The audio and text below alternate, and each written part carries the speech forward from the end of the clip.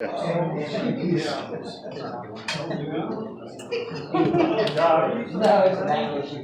this, he's taking a chair with him.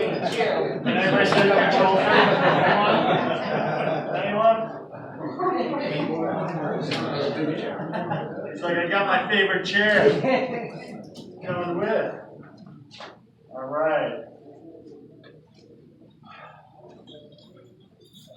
How we feeling? Good. For some of you that just walked in, I did ask permission for just to be myself, to be real with you. That means I'm going to say some things that may sting a little in the right places. Okay? But before I get started, I'm curious. Why did you say I needed it? Tell me why. Give me one sentence. I've been working on control for 2 years. How's it going? It's better than it was. Anybody relate? God's not done with me yet. God's not done with us yet. Alright? But that doesn't stop that voice in our head that says God can't use you because you're too broken. Does it? No. We all have that, guys. Okay? And maybe you don't have it as much as the next guy. Maybe you just have it a little, but you still got it. Alright. I got some empty chairs up here. What are you scared? Yeah! The control freak in him was like, what? I ain't scared of nothing. I'm scared of Joseph. With your thick, broken Northeastern accent. Alright, so I'm going to be real. I'm going to get personal with you. I know we have different personalities. We have different temperaments in this room. Some of us are more quiet, contemplative type, more intellectual. Okay? So I'll try to adjust for that as best I can. And then others are more like, tell me how it is. Get in my face. I need someone to kick me in the butt. That's why I came to this room. I want a control freak who wrestles harder than I do and is going to kick me harder than I already kicked myself. So I'll try to adjust the best I can to meet you where you're at. But please know, where you're at is totally okay. It's totally fine. You're not in the wrong place in your life or your spiritual journey. You're exactly where God wants you. But, you little control freaks, that's not where He wants you to stay. Do you get that? That's why you're here, yeah? Something inside of you resonated with something inside of me when I went to that mic. So let's go around real quick, and I want to hear, call it out, what's up? Come on in. Badass semi-pro football player. Right there. All right. So something resonated inside of you. I just want to hear what it is. So just say it real quick. One sentence. Don't tell me a story, honestly. What inside of you resonated where you said, I'm coming to the control freak room? I have an issue with control. You have an issue with control? I've been a program manager, distributed systems all my life. I retired, and it's always been one of those things where I felt like I needed to be in charge. I needed to get things squared away. And so they paid you to control things? That's right. Okay. Yeah, exactly. Paid you well to control. Darn it, you did it wrong, man. Why'd you get good at it, right? Because you wanted more pay, right? We're conditioned to do this. Okay, so I have to say this for the audio recording. Welcome to Confessions of a Control Freak. That's the talk. And we're going to speak about the 5 different types of control freaks. And we all wrestle with one of those 5 at different times of our life. It's on the inside. That's why it runs our life. Okay, so we're going to identify them. And then we're going to give you God's truth about each one of them. And then, you don't want to just stop there, right? You want application, execution, right? We're men. All right, tell me what to do. What's the thing? What's the 3 tips, the strategies? I want strategies, Joseph. I may give you some, but here's where the change is going to happen in you, and I'm just putting that out there for right now. The change is going to happen in you when you go in and do the inner work that you've been avoiding for the last 5 to 10, 20, 50, 122 years. some of you. Okay? That's where the change happens. It doesn't happen in the strategies. The strategies, the tips that you're going to go apply in your life will address the symptoms in your life. We got to get to the core, don't we? This is a core issue. Control freak. Is that resonating? Does that make sense, gentlemen? Okay? Alright, so what brought you to this room right here? One sentence. Don't tell me a story like he wrestled his control freak and told me a story. I just kept thinking, I like to control things, but I like to have very few things to control. And that's made me a minimalist. So we have a minimalist control freak in the room. Okay, got it. Thank you. And by the way, I'm very playful, so I'm just having fun. Okay? I'm originally from New York. Don't hate me for that. Okay? Just because I'm different. Get over here. Hey, how you doing? All right. So, why are you in this room? I'm a miserable control freak, and if I can just tweak a few things, I know it'll be all right. Who believed his authenticity? Yeah. So here's something I have done my whole life, gentlemen. I have put up a mask of humor. A mask of humor to control situations or feelings that I didn't want to feel, or situations I didn't want to be in. So I was the guy that brought levity. Ha ha! It was a mask. I didn't want to feel that. I didn't want to go in and feel the wounds, the brokenness, the hurt, etc. You with me so far? All right, one more. Who wants it? Texas! It was the sentence in your write-up about self-reliance. Yeah? Tell me more. One more sentence. What about it for you? I'm tired of relying solely on myself. Texas, I knew you were the guy. Who's tired of relying on yourself? Me. Yeah. Who's not tired of relying on yourself? Be real. Thank you, Mr. Human.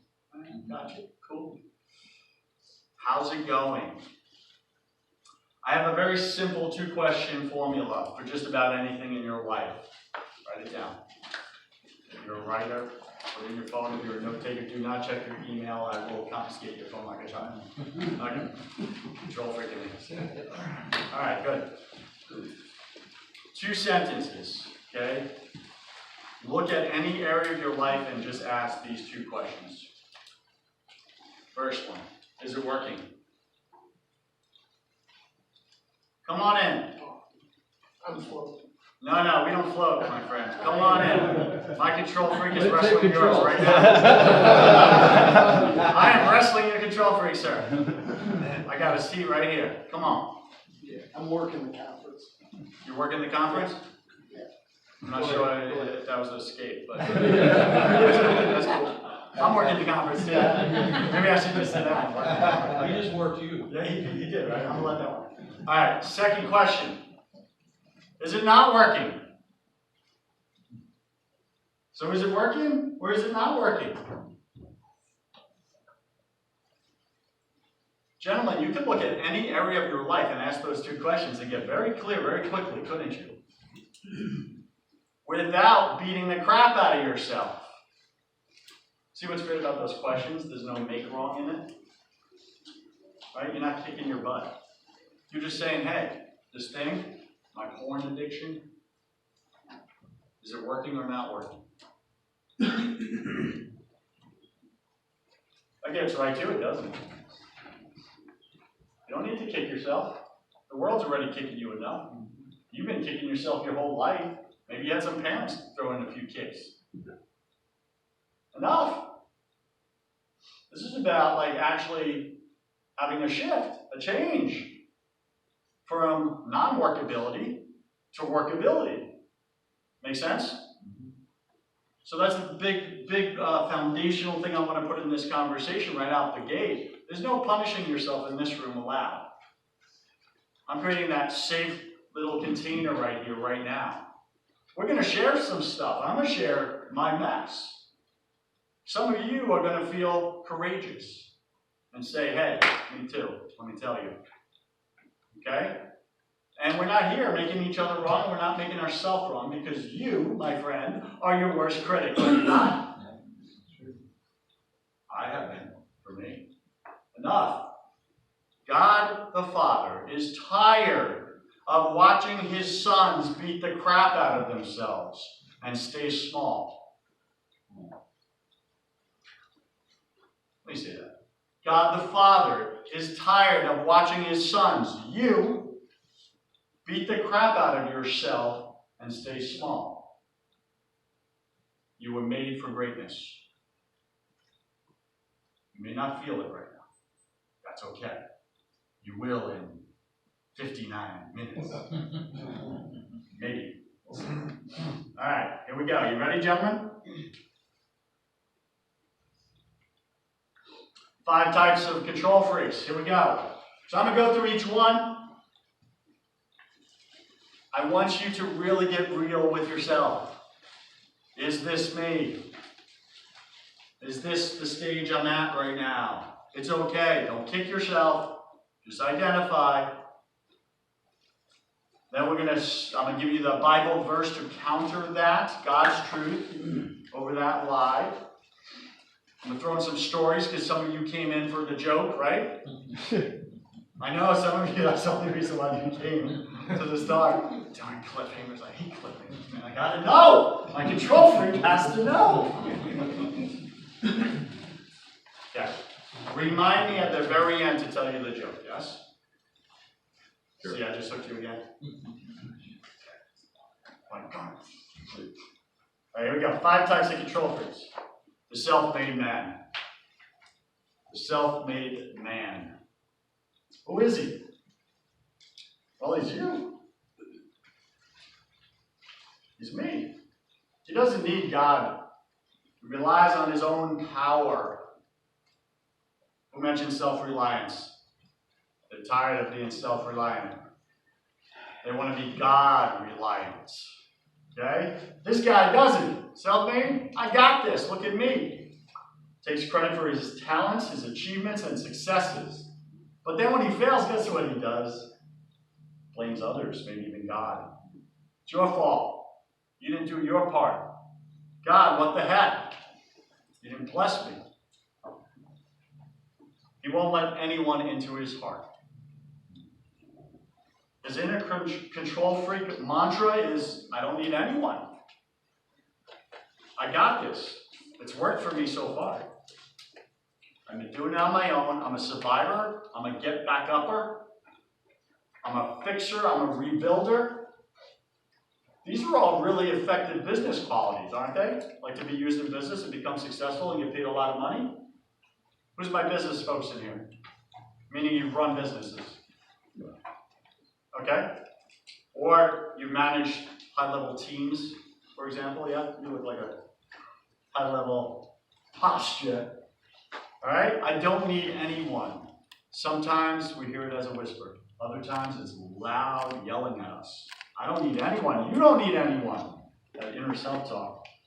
He's spiritually misaligned in his priorities. Here's his priorities. Number 1, me, without God. Why do you think there's no number 2 or 3? What? There is no one else in this little universe. I have an acronym, YOU, your own universe. And you're playing God in it. And God is a jealous God. How long do you think he's going to let that happen in your life? So maybe you've experienced some pain, some hardships. That's God shaking you up. Saying, stop playing God. I am God. I am your Father. Stop relying on yourself. Am I shouting too much? It's fine. Something about men like over 40, they like to be yelled at.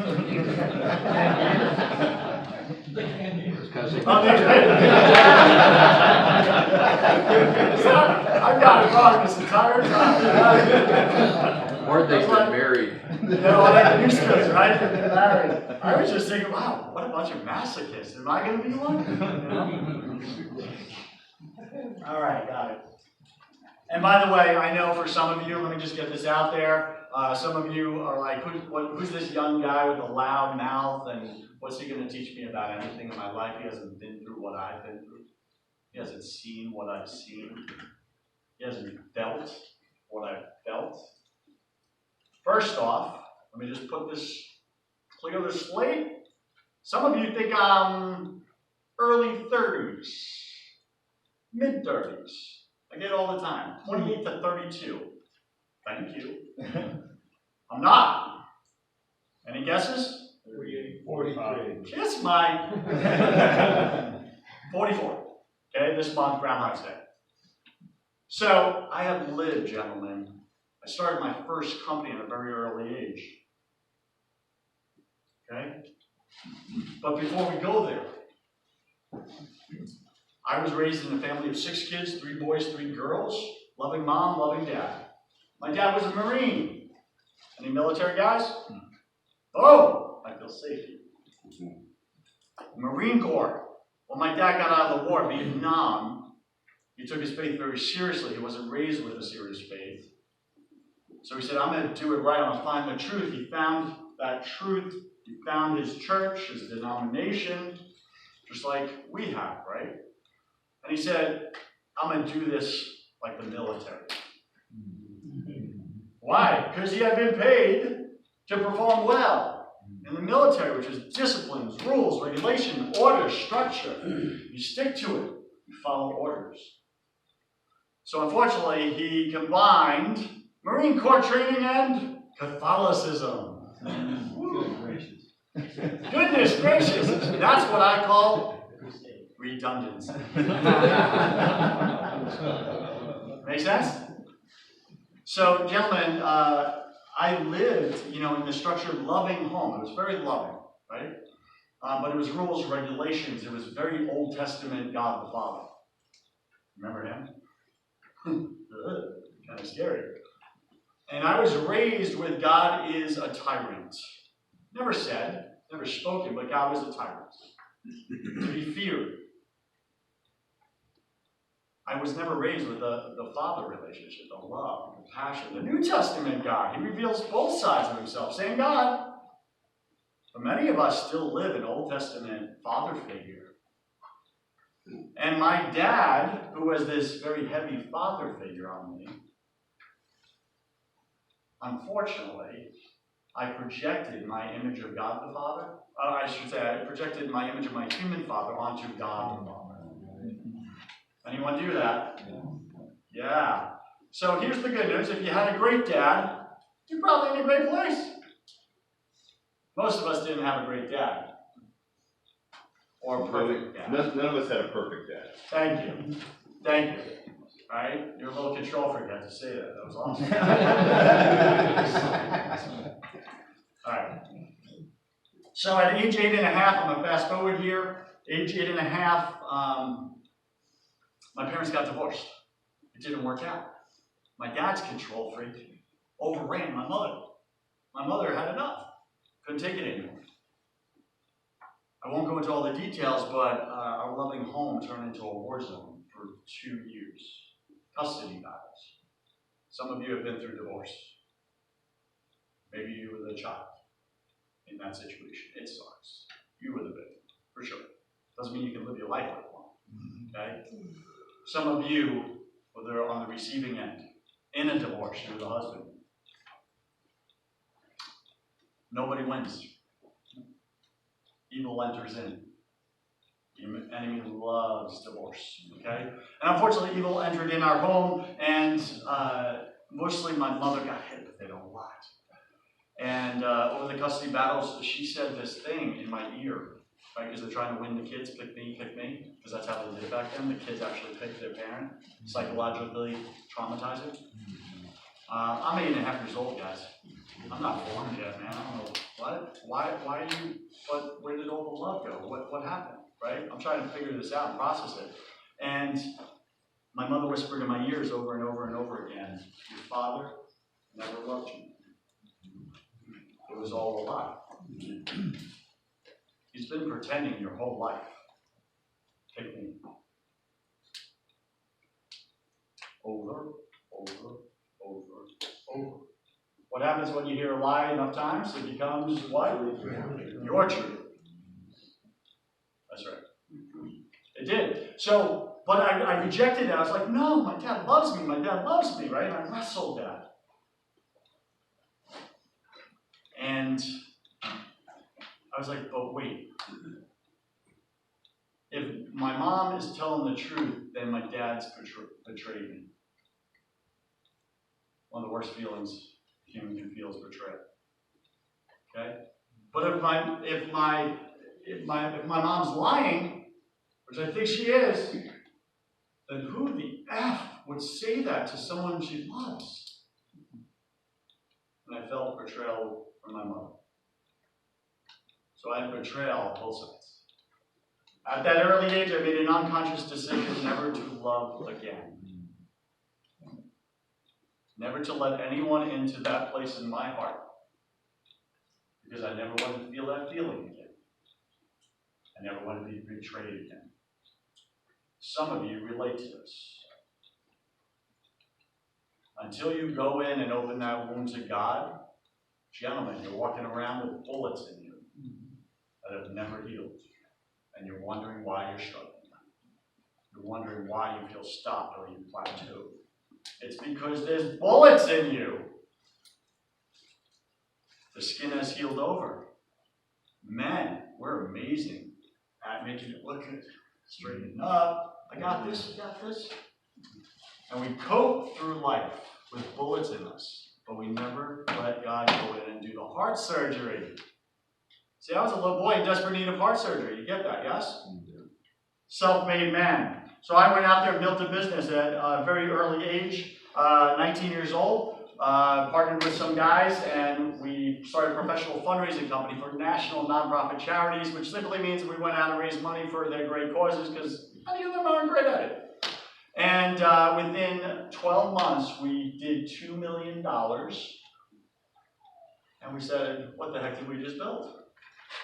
Hey, let's scale it into multiple cities. We got a working model now. And we did. We did $2 million in every city at the ripe old age of 24 and a half.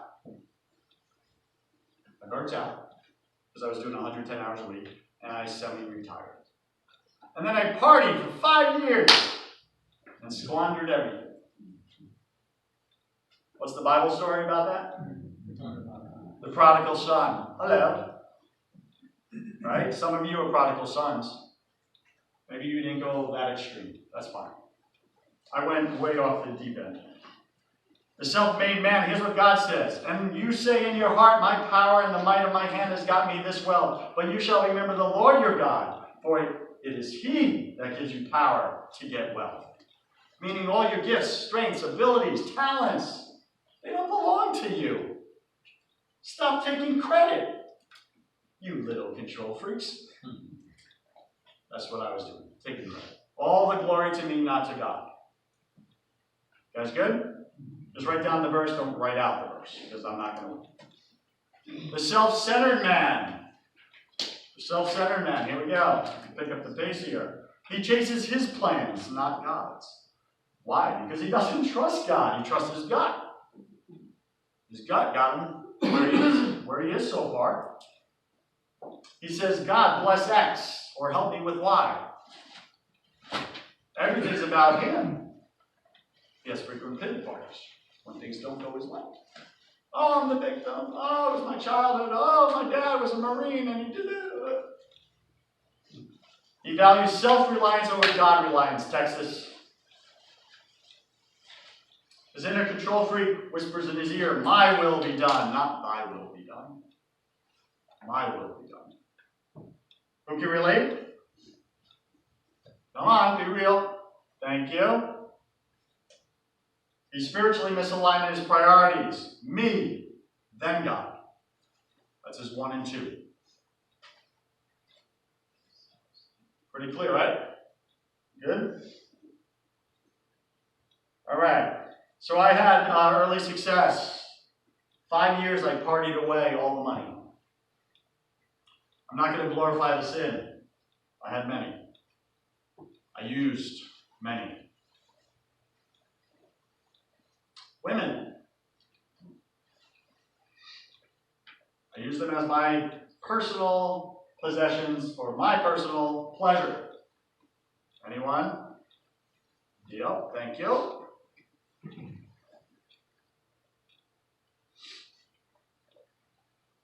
I went as far as I could go. I had the money, the success, the wealth, all of it, right? The girls, the cars, boom, name it. And guess what? Every day I went home miserable. Anyone? Yeah. That's real. Why is it that society says if you get all these things, you shall be happy? Some of you have tested the theory. Got to the top and said, they effing lied to me. Now what? You know what our inner control freak does? It says, well, you obviously need more of it, then you'll be happy. Okay, so I'll push more, I'll start my next business, I'll get more, I'll accumulate more. I did. I felt worse. Inner control freak says what? More. Go get more. You're obviously not there yet. Gentlemen, I know you're wrestling with this. I'm just giving you words. Fast forward, I ended up alone, miserable, broke, and considered taking my own life. That's where that lie will lead you, every time. So what do you think we should do? Because many of you in this room are chasing that pot of gold. Are you not? So if that's the end goal, if that's what it looks like, you're going to be miserable alone. You know how many miserable alone rich people there are? A lot, right? I mean, you look at someone like in Hollywood, like a Robin Williams. Remember? One of the greatest actors of all time. Brilliant. How did he end his life? By his own hand. By his own hand. Which is the ultimate rebellion to God. F you, God. I can't take it anymore. The pain's too much. I'm out. I'd rather suffer the pain of eternity than go another day in this pain. Think about how distorted our mind will get. Now you, listening to that, you're like, that's illogical thinking. Yeah, it is. You think it happened overnight? No. One drip of poison at a time. Alright? I was almost murdered twice as well. Okay, God spared my life. I was being choked to death, strangled to death by a Texas boy. Big steel worker. Freaking let him put the boots on. Not a good move, I now know. Do you know how bad of a situation I was, gentlemen? As I was being choked out, he's whispering in my ear, what does it feel like to die? Pure evil coming through him. And I'm taking my last breath. I felt it. I'm out. Couldn't get out. I didn't think about God. I didn't think about eternity. I didn't see a light at the end of the tunnel. I didn't think about any of it. I was just going out. Lights out. Again. Game over, as one of the books on the table said. Game over. But God doesn't play with game over. God plays with start over. He takes us from game over to start over. God wants every man in this room to finally have a game over in your ego, in yourself. That life that you're building up, which is just a mask to protect that deep wound in there that hurts so much that you will not go in. But God can't do the start over until you give him permission to go in and do the heart surgery. I've done it. Self-centered man, commit to the Lord whatever you do, and he will establish your plans. The Lord works out everything to its proper end. sorry. Proverbs 16, 3, 4 for you. Okay? I'm going to pick up the pace. Because you know New Yorkers are fast talkers, right? The selfish man. All right, what's the selfish man do? He lives to get, not to give. He sees others as useful to get what he wants. He says, how can this person help me do X or get Y? Women are here for his personal pleasure. We've spoken about that. His inner control freak whispers, use people and love things. God says what? Love people, use things. Our mind becomes distorted, twisted, backwards. He spiritually misaligned his priorities. God is number one, though. Then him. Then others. Where's the misalignment? Right in the middle. Exactly. What's right in the middle of you? Your heart. That's where the misalignment is, gentlemen. Again, we're not going to beat ourselves up, but we got to get back into spiritual alignment. Sometimes it's you're 1 millimeter off.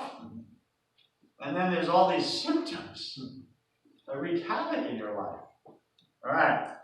My struggle. Yeah, let the cat out of the bag there, huh? All right, so after I lost everything, I bottomed out, I moved to Tampa.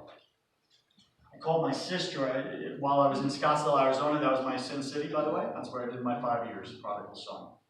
Lost everything, okay? Hit rock bottom, called my sister, said, I got nothing. I was weeping. I hadn't cried since I was a little boy.